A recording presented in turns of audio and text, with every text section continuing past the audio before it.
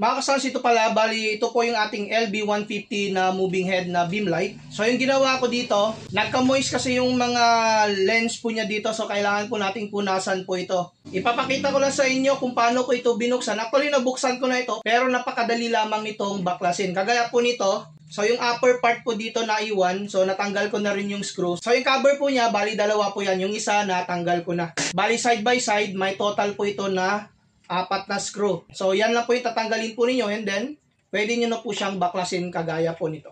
Dahan-dahan lang po kayo sa pagbaklas. So ayan, natanggal po natin.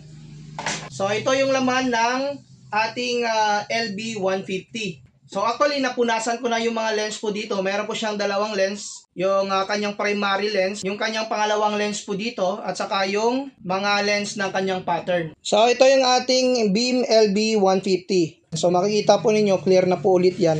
So silipin natin yung kanyang laman. Ayan. So sa build quality, maganda na rin po yung kanyang build quality po dito. Yung kanyang belt, yung mga motor po nito.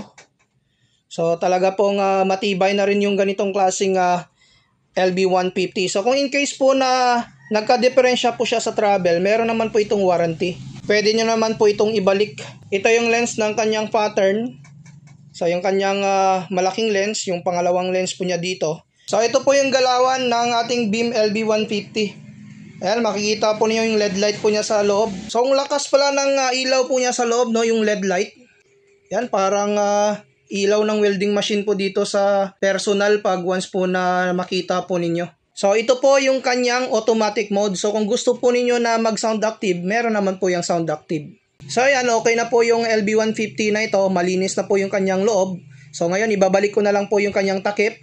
Mga kasans, ito ngayon pagbukas na po natin dito sa Beam LB150 ng Big Dipper na ito. So makikita po ninyo, solid na rin po yung laman po niya, at saka talagang hindi na po masasayang yung pera po ninyo. So kung gusto niyo mag-avail ng ganitong klaseng Beam LB150 ng Big Dipper, pakiclick lamang yung ating yellow basket.